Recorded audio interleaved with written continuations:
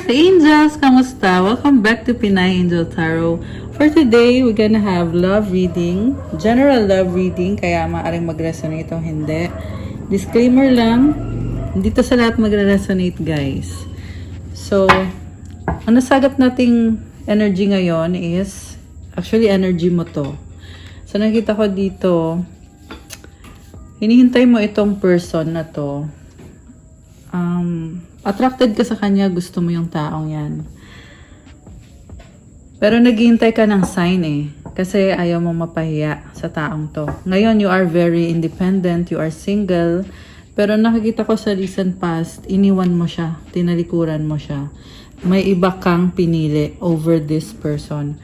Pero ngayon, nag-iba yung ihip ng hangin at nagkaroon ng breakup dito.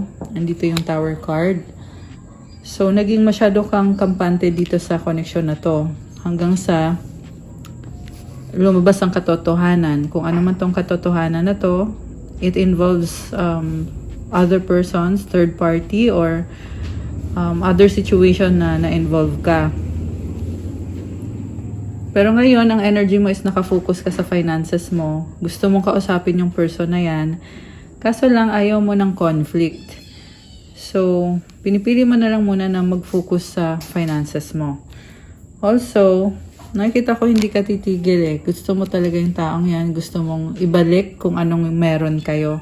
Kung anong nagkaroon kayo. Dahil nakakaramdam ka pa rin ng romance. Mukhang in love ka pa rin sa kanya ngayon. Sa near future, you are hoping na bigyan kanya ng chance. Kahit sa, parang nakikita ko dito, ilalaban mo kahit ano lang, yung parang kahit walang commitment. Sa totoo lang nafe-feel ko dito, parang nagsisettle ka na lang na kahit ano na lang yung ibigay sa'yo ng person. Hindi ka na umaasa na tatanggapin ka niya ulit. Dahil alam mo din na nagkamali ka kasi nga hindi mo siya pinili. Yung iba sa inyo guys, wala namang third party pero pinili mo yung ibang tao. Pwede yan, pamilya yung pinili mo kaysa sa person na to. Pwede din naman yung iba, trabaho yung pinili mo. Basta hindi mo siya pinili. At dumating sa point na meron talagang betrayal na nangyari dito eh. Kaya yan din yung dahilan kung bakit itong person na to ngayon, nafe-feel mo na ayaw ka na niyang tanggapin. Merong lessons learned, natuto ka dahil sa mga nangyari, dahil sa taong to. Ang nafe-feel ko dito, siya lang yung nakapagpa-feel sa'yo ng ganito, kaya ka nga natututo. Kakaiba itong taong to para sa'yo. Either soulmate mo siya or twin flame mo siya. 8 of Cups, umiiwas ka kasi gusto mong i-prioritize yung sarili mo sa ngayon. Nagkaroon ka ng mga bad habits na masyado kang nag-focus sa sarili mo. Napabayaan mo tong connection ninyo. Kaya ganito na ngayon yung nangyayari. Yung person mo ngayon, may dalawang option siya eh. Meron yung connection nyo at merong bagong person na involved din dito. This is someone na very creative, mabilis siyang mag-move on, very resilient, at ma-pride, very passionate. Pero yung sinasabi ko ma-pride in a good way, not naman in a bad way. Ayan, 3, 4, 5 angel numbers. So, this person is taking it slow. Ang gusto lang niyang mangyari is magkaroon ng pagbabago sa situation niya. Very independent yung taong ka-deal mo. Okay. Kuha tayo ng... By the way, parang binlock mo tong taong to. Ito, meron kang 9 of Swords dito. Pero, gusto mo pa rin ilaban to eh. Kaya hindi ko mag-gets kung bakit mo iba-block pero gusto mo pa rin yung person na yan. Heartbreak. Oh my gosh. So, heartbreak is part of the human experience. It will pass. Illusions, be aware of love's illusions. See reality clearly. Not you, Siri. Sumagot si Siri. Sensya na, guys. Okay. So, merong charisma in reverse. Okay. Parang ginamit mo yung charisma mo or yung charm mo para maka-attract ka ng ibang person. So, yeah, it's confirmed, guys. Nagkaroon talaga ng third party. Alam mo, nag-cause ng heartbreak to sa person mo, pero ngayon ikaw yung nasasaktan. Kasi na-realize mo dito na kailangan mo siya, siya yung gusto mong makasama. Boundaries. Love may challenge your boundaries, protect them. Dahil nga sa mahal mo tong taong to, parang willing kang i-sacrifice yung boundaries mo para lang patunayan na mahal mo siya or gusto mo siya. Romantic surprises are on the horizon. Be open to them. So, iniisip mo na gusto mo siyang i-surprise, open ka sa mga posibilidad. Proposal, an offer or proposal in the near future that comes as a surprise. Gusto mo pa rin talaga mag-workout to, pero sa ngayon, settling ka, avoid settling for less than you deserve. Parang hinahayaan mo na lang, although marami kang plano, marami kang gustong mangyari dito, pero walang action sa part mo dahil na-overcome ka ng takot mo at mas gusto mo na siya yung maghabol sa'yo. 555 angel numbers. Ayan. Bigla lang ako napatingin and it's 555 angel numbers. Those numbers symbolizes change, transition. Sa totoo lang may lesson learned ka na dito eh. So, siguro ma-advise ko sa'yo is gamitin mong gabay yung lesson na natutunan mo. Hindi yung parang hindi umuusad kasi yung connection eh. Walang pagbabago. Dahil nga sa you refuse to change, you refuse to listen to what your intuition is telling you. Okay. So, tingnan natin ngayon. Hinihintay mo kasi yung person mo. Pero tingnan natin na ano bang mapapala mo sa kakahintay mo sa taong ito. Parang gusto mong mag-apologize sa kanya. Natatakot ka lang. Okay. Ano mapapala mo? Wheel of Fortune. Okay. Something na clarify natin guys ha. Actually, maganda yung card na to. Baka suswertihin ka kung hihintayin mo siya. Tingnan natin yung susunod. The Fool. Okay. You have to take the leap of faith. Princess of Swords. You are stalking. Three of Cups. So, yeah, sinasabi kasi dito, Wheel of Fortune and the Fool. So, I feel like you have to change yung plano mo na paghihintay. Kasi, anong mangyayari pag binago niya? Naghihintay ka eh. Four of Pentacles. Nag-hold on ka pa rin. Okay. Five of Swords. Alam mo, ang nakikita ko dito, kung maghihintay ka at parang nagmamatigas ka eh. Yan yung nakikita ko dito. Kasi feeling mo pa rin na magiging okay kayo ng taong to. Pero at the same time, alam mo sa sarili mo na parang wala ng chance. So you are torn, hindi ka makapag-desisyon kung maghihintay ka ba or kung if you are going to make the move. Okay, ano bang mangyayari if you will make the move? Okay, wait lang. Meron tayong Hierophant in reverse. So, kung maghihintay ka, walang magiging commitment. Okay. Naka-reverse kasi to eh. Ayan. It will be a failed relationship kung maghihintay ka. Kung wala kang gagawin. Kung meron kang gagawin, anong mangyayari? Oh my gosh. Emperor in reverse. Tatanggalin yung pride mo. This is ego death. Ayan. Kasi pag naka-apply to, Emperor is the divine masculine eh. This is a healthy connection. Yung nga lang, ikaw yung dominante. So, kung hindi ka maghihintay, ang mangyayari is you will have to be humble or like I said, ego death. So, kailangan tanggalin yung ego. Yung ego ang humaharang dito sa blessing na to, sa connection na to. Napatingin ako sa pusa. So, parang nakita ko dito is pag pinush mo to, na pinaglaban mo to, you will have to adjust.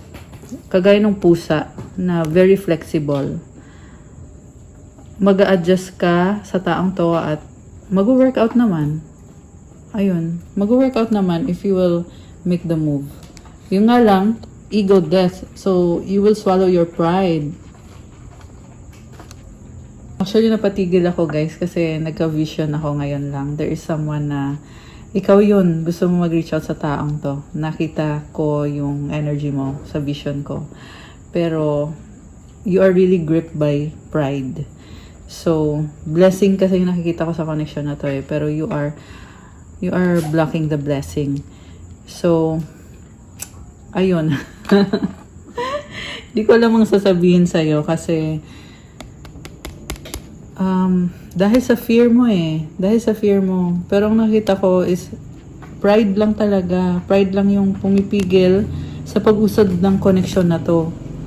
King of Swords. Ito, kung magre-reach out ka, kailangan mong gamitin naman yung puso mo this time. Naka-reverse si King of Swords, oh. So, you cannot keep on using the brain. You have to use the heart. Pag tinanong mo yung puso mo, anong kasagutan? Pag sinabi ng puso mo na piliin mo tong taong to, i-pursue mo tong taong to, then yun yung kasagutan. Pero pag sinabi ng puso mo na wala, hindi mo siya mahal. Pag ganun yung sinabi, ganun yung narinig mo, so edi, wag mo nang i-pursue. Okay? Yun yung mga advices ko sa inyo. Merong 8 of Pentacles sa bottom of the deck. It will take some work, effort. Nagpipaint siya dito, oh. You are going to create a new beginning. Kita mo yung mga pentacles niya, oh. So, kailangan mag-ipon ka ng mga good memories, bagong memories with this person. You have to be practical. Yan yung paraan para mag-workout ito. So, kailangan hands-on ka dito. Okay. Ay! Sorry. Nag-slide yung cards. Okay. Nag-slide, guys. Muntik nang nalaglag. Nagulat din ako. Anyway, so yun na nga. You have to put in the work. Oh, wow. 10 of Cups and the 3 of Pentacles in reverse. Alam mo, you will be very happy if you pursue this connection. And ito namang 3 of Pentacles. Alam mo, ito yung problem eh. Kasi may mga options. Hindi ka nakafocus sa iisang tao lang. So, you have to work it out. And sa nakita ko, malalampasan nyo to if you will follow the guidance na lumabas dito. Kasi, happiness mo to. So, hindi magiging effort hindi magiging mahirap yung effort na gagawin mo kasi masaya ka. Siguro kung magiging mahirap, it will be because of other factors like siguro distance, work, schedule, time. Yan, yung mga factors na yon. Pero, ang sabi kasi dito, be practical. So, ibig sabihin, i-adjust mo yung schedule mo or kung sa paanong way na magiging practical ka para mag-workout ito. Kasi, slow-moving itong 8 of Pentacles eh. Ibig sabihin, kasi kapag practical, di ba, priority mo is yung trabaho mo, yung kung ano yung mga basic na pangangailangan mo. And then, itong Judgment and the Star. Oh my gosh!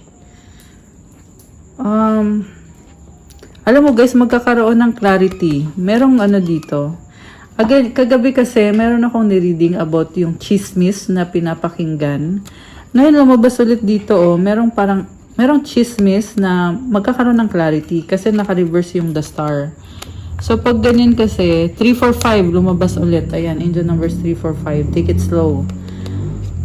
So, pag naka-upright kasi to, parang parang wishy-washy ka dito eh. Parang you have illusions na hindi ka naman sure kung totoo ba yan, pero pinaniniwalaan mo. So, possible to na ginudge mo itong taong to at magkakaroon ka ng clarity na mali pala yung judgment ko sa kanya. So, ibig sabihin, isa pa yun sa kinaka-guilty mo na pinagbintangan mo tong taong to, siguro inaccuse mo siya na hindi ka niya mahal or kung ano man yun guys. Ayoko kasing magbigay ng mga example eh, pero alam niyo yung sinasabi ko na parang meron kang accusation or judgment sa taong to na napatunayan din na mali pala, nagkamali. Yung iba naman sa inyo, meron ako nakikita na secret na magkakaroon ng revelation or ilalantad yung sekreto. At kailangan nyo pang pag-usapan yan. Okay? Kailangan, or paparating pa lang yan. Okay? 7 of Swords. Ayan oh. Dahil dito sa chismis-chismis na yan, ginudge mo yung tao at hindi mo sinabi, hindi ka naging open sa kanya. Binackstab mo siya, niloko mo siya. So, ang hindi mo alam is babalik pala sa'yo kung ano yung ginawa mo. Yan na nga yung nangyayari. Oh, death card. Ayan. So, this is a transformation na mali yung nagawa mo. Ginudge mo tong taong to, nagkamali ka. Death is about ending. Ending ng ginawa na hindi maganda. 'Di ba? Okay. And 7 of Cups. Ayan, parang hindi ka kasi nakafocus eh. So, ayan, ang dami mo kasing tinitingnan. So, naging pabaya ka dito. Parang ang daming temptation. Hindi mo binigay yung 100% sa taong to. The moon is again about secrets, about illusions. Ang nakikita ko kasi dito, ang dami mong gustong gawin na hindi mo ma-open up sa taong yan. Masyado kang secretive. So, problem about communication, openness. So, hindi naman maging totoo yung relationship kung hindi nyo kaya maging open sa communication nyo. Nagkakaroon ka ng mga realizations, sunod-sunod. Ayan, the Hanged Woman. Tas ito pa, o 2 of Swords. Okay. Napaka-intense ng reading ngayon. Ito, merong pagsisisi, panghihinayang sa'yo, 5 of Pentacles. For some reason, nakikita ko dito, nagdudwell ka masyado sa mga bagay na hindi nag-workout para sa'yo. Pero when it comes to taking actions, doon ka nagkukulang eh. King of Wands, gusto mo pa rin siya, pero merong humahadlang. Ayan, may nakita ko other persons dito. Na yun yung hadlang. Ace of Swords, breakthrough, 2 of Wands. Okay, sabi dito, yung hadlang na yan is pwede mo namang i-cut off. Ace of Swords, this is a breakthrough. 2 of Wands, planning stage. Okay, so nagpa-plan kayo. Oh, wow, guys. Magkakaroon ng reconciliation. Ayan, ayun ay, if you decide to take action. Okay, sabi ko nga sa inyo eh, yung humadlang talaga dito, or humahadlang talaga dito is yung ego, yung pagiging masyadong logical. Kasi pag ginamit mo yung puso mo, ito yung magiging outcome, the Lovers and the Queen of Cups. There will be union between you and this person. And itong union na to is very happy, positive yung vibe. Sobrang lalim. By the way, it's Scorpio season soon. Soon, hindi pa pala ngayon. Sa 23 or 22 ba? Ayan, Libra season pa rin ngayon, pero malapit na mag-Scorpio. Kasi napansin ko dito energy ng Scorpio, masyadong malalim eh. The Lovers. Although this is Gemini, pero kasi katabi niya si Queen of Cups, which is water sign, Cancer, Pisces, Scorpio energy. Kaya ang nakita ko dito is yung love ninyo ng taong to, if you... Ayan, pasensya na. Kumahol yung dog. Pasensya na, guys. So, ayan, dog can symbolize loyalty and also yung parang warning. Warning na may in love ka sa taong to. So, siguro natatakot kang may in love. Ayun. The Lovers and the Queen of Cups. There is deep love. Ayan. Siguro, takot kang ma-in love ng sobrang malalim. Kasi you will be vulnerable. Itong Lovers kasi, this is about being vulnerable. Okay.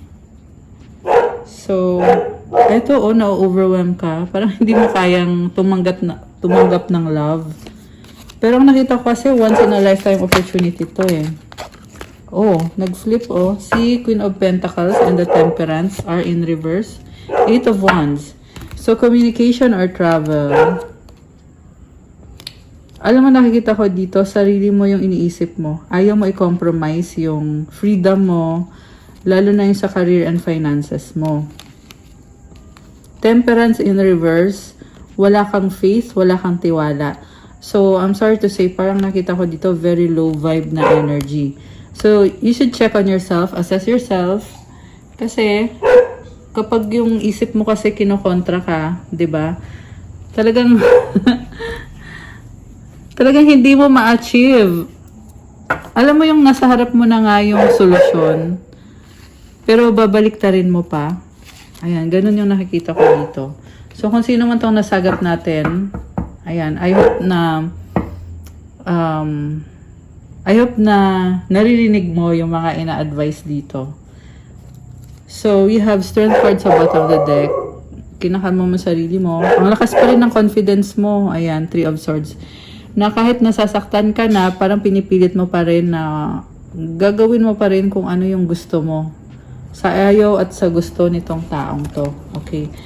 Pero, check natin. May pakialam pa ba tong taong to sa'yo? Kung ganyan yung ugali mo. Hermit. Gusto niya mag-isa ngayon. Four of Swords. Ayan. So, wala siyang pakialam. Wala siyang pakialam, guys. Hermit and the Four of Swords. This is someone na paglalaban niya yung katotohanan, process of healing din siya ngayon. Priority niya yung makakabuti sa kanya. This person will not receive anything na below sa standards niya. Kasi siya mismo nag-heal siya eh. 11-11! Oh my gosh! Guys! I just saw 11-11. Ayan ha, this is a confirmation. Actually, sa person na to na nakikita ko dito. Sensya na sa aso, guys. Umingay na tuloy. Yung person na to is parang binibuild niya yung sarili niya slowly but surely. The Devil. Workaholic ata tong person na kadil mo. Seven of Pentacles. Oo, workaholic. Kita mo yung hagdanan, oh. Paakyat siya doon. Very rigid. Mataas yung standards nito. Baka may kadikang Capricorn or meron nun sa chart niya. Malakas ang Earth sign, Capricorn, Taurus, Virgo.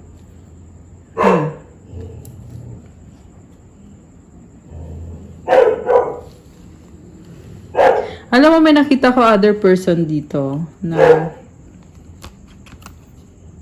ito yung hadlang sa connection nyo. Okay. Tingnan natin. Four of Cups. Hindi ka masaya sa kanya. Pero, in a relationship kayo eh. Tinanggap mo siya kahit sa totoo lang hindi mo siya mahal. Ayan. So, remember guys, the general reading dito sa lahat magre-resonate. Okay? So, i-filter nyo lang. Princess of Pentacles. Ayan, may energy ng bata. Baka may anak. King of Cups and King of Pentacles. So, may pangarap ka para dito sa energy ng bata eh. Provider ka. Ace of Cups, Ace of Pentacles. Dito rin si High Priestess. So, secret. Okay, meron bagong simula dito. So, yeah, mukhang dyan nakafocus yung energy mo. Empress. Chariot. Queen of Swords. So, merong energy ng mother na parang very stressful para sa'yo. Nag-i-impose. Knight of Swords. Nasasaktan ka dito. Mukhang may trauma ka dito. Nagkakaroon ka ng clarity about sa kung ano yung sitwasyon nyo. Connected sa bahay or sa pera. So, balance naman, Four of Wands. I can see someone na provider para mabuo itong connection na to. Kaso lang trap ka. Okay? Masaya ka dun, pero hindi mo mahal tong taong to. Mahal mo yung isa eh. Nakatrap ka dito, nakastuck ka. Okay. Anong magiging outcome? Ace of Wands, you will follow your heart. Ten of Swords. Okay. Meron kailangan magtapos dito. If you want to pursue this person na mahal mo, merong cycle na dapat magtapos. Six of Cups, Two of Pentacles, Knight of Pentacles. Gusto mo pa rin mag-workout yung sa person na to. Kaso lang, daming distraction, daming delay. Six of Wands and the Queen of Wands. Oh, gusto mo talagang magkaayos kayo kasi nalulungkot ka. Hindi mo kinakaya. Princess of Cups, the Magician.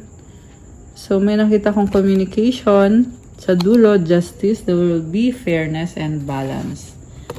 Okay, grabe. Intense ng reading natin, guys. So, tingnan natin kung bakit ang tatanong natin, ang haba na ng kwento, no? Bakit tumalikod itong person mo? Nakatalikod siya eh. Ito yung energy niya, oh, Three of Wands.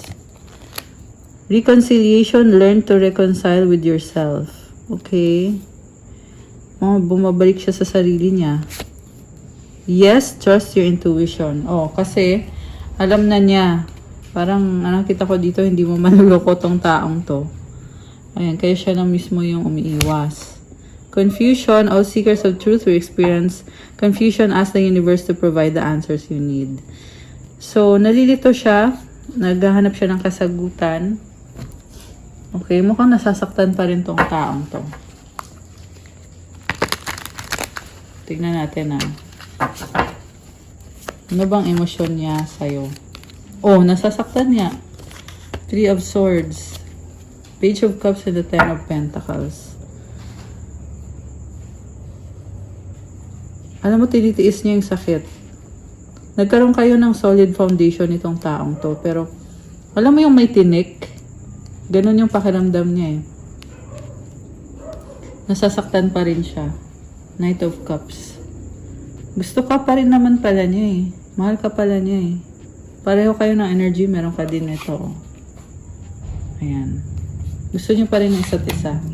Pero, itong person na to, hindi siya babalik kasi masakit sa kanya kung ano yung sitwasyon niyo. Ayan. Parang kahit nga nakatalikod siya eh, nasasaktan siya. So, yeah, ramdam ko dito yung lungkot. Saka isa pa, nakita ko din sa kanya na feeling niya na kahit gustuhin man niya, wala siyang magagawa sa sitwasyon ninyo. With the Fool at the bottom of the deck, the Death card. So, tumalikod siya. Siguro nabigla ka dito sa pagtalikod ng taong to. Death. Scorpio energy. Baka may kadit kang Scorpio. Or this is someone na nagkaroon ng transformation dito na tinanggal yung mga toxic na dala nitong connection na to. So, siguro nag-glow. Sabi ko na may Emperor siya. Nag-glow siya ngayon. Merong the Star sa bottom of the deck. So, businessman or woman yung nakita kong kadil mo. Or nasa spotlight siya kasi meron siyang star. Oh my gosh, guys. The Lovers and the Six of Cups. So, alam mo may choice siya dito. May nakita kong twin flame. Meron din siya Merong someone new. May bago. Nakita ko dito, very spiritual to. Takpan natin. Kasi walang suot. Very spiritual tong taong to. Nakafocus siya sa finances and sa success. The Sun. Masaya. Yan, nasasaktan pa rin siya. Pero the reason niya kung bakit niya inaayos yung sarili niya is dahil sa sakit na pinagdaanan or pinagdadaanan niya. Oh, ang ganda ng energy niya. Very high vibe. Oh, may other person dito na bago. Gusto niya i-pursue. Magkakaroon ng wedding. Ayan. So, itong person mo, makukuha na to ng iba. Ayan, sorry to say. Sinasabi ko lang kasi yan yung lumabas dito. So, malakas ang intuition niya. Yung taong makakatuluyan niya is committed talaga sa kanya and magkakasundo sila. Hierophant and the High Priestess. Ito yung magka-partner Magkasundo yan. Queen of Pentacles and the Hangman.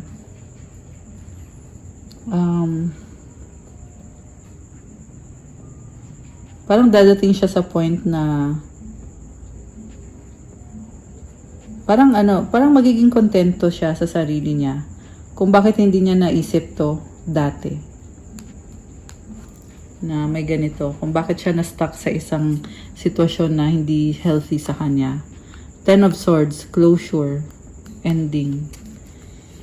Ayan. So, yan yung nasagap natin ngayon, guys. Na very intense ng reading natin.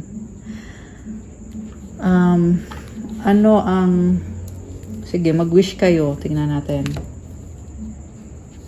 Tapos kuha tayo ng advice.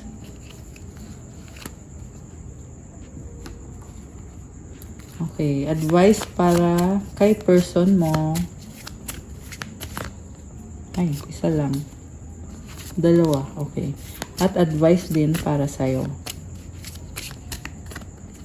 Oh, dalawa din. Dami ah. Okay, so mag-wish kayo ngayon, guys. Make a wish. Okay.